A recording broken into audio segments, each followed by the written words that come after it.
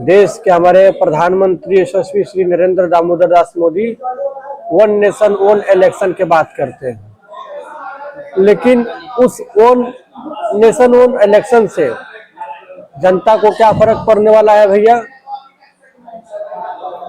आप इलेक्शन एक बार कराओ या 1,00,000 बार करा लो, जनता को कुछ असर होने वाला नहीं है, क्योंकि ये इतिहास गवाह है कि अगर राजा राम बनते या रावण, हरण तो सीता को ही होना था ना।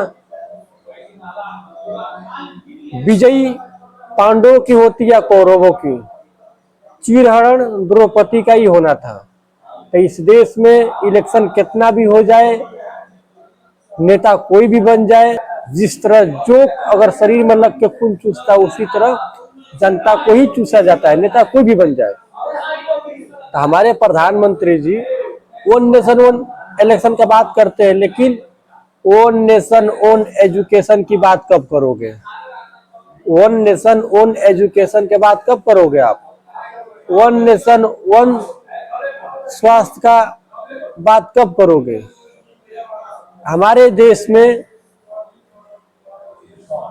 नेता के लड़का, मंत्री विधायक का लड़का, पूंजीपति का लड़का, वो दूसरी विद्यालय में पढ़ने जाता है, उसके लिए दूसरा किताब है, उसके लिए दूसरा पढ़ाई है। लेकिन आपको जो जनता राजा बनाया है, उसके गरीब जनता के बच्चों को पढ़ाई करने के लिए अलग शिक्षा व्यवस्था का है। क्या हमारे आजादी से पहले हमारे देश के महापुरुषों का यही सपना था क्या कि आजाद होने के बाद भी हमारे देश में शिक्षा को भी बांट दिया जाएगा? यही सपना था अम्बेडकर जी के क्या यही सपना भगत सिंह, राजगुरु, सुखदेव और गांधी के था?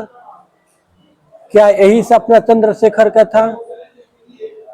बताइए, क्या यही सपना नेहरू का था का? बिल्कुल नहीं था। उन लोगों का सपना था कि हमारे देश के हर नागरिक को एक शिक्षा मिलनी चाहिए, एक सम्मान मिलना चाहिए।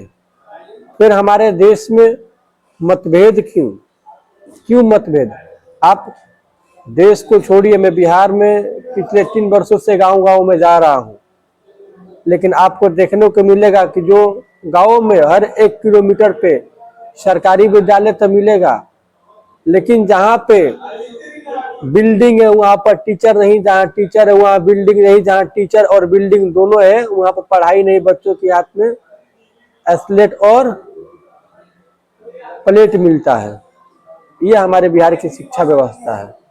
तो हमारे देश में वन नेशन वन इलेक्शन के बात होता है, तो वन नेशन वन एजुकेशन के बात क्यों नहीं होता है? क्यों नहीं होता है कि सबके बच्चों को एक शिक्षा मिलेगा? आखिर आप बात करते हो कि देश हमारा विश्व गुरु बनेगा, विश्व गुरु का खाक बनेगा, कि जो आपके ही देश में अलग अलग व्यवस्था बनाया गया है शिक्षा के लिए, कि पूंजीपति का लड़का अलग स्कूल में जाएगा, नेता विधायक मंत्री का बेटा अलग स्कूल में जाएगा, गरीब जनता के बच्चा अलग सरकारी विद्यालय में जाएगा, जिस विद्यालय में टीचर नहीं, बेंच नहीं, ब्लैक बोर्ड नहीं। क्या यही सपना था? बिल्कुल नहीं। अगर देश को विश्व गुरु बनाना है तो वन नेशन वन एजुकेशन आपको करना ही होगा।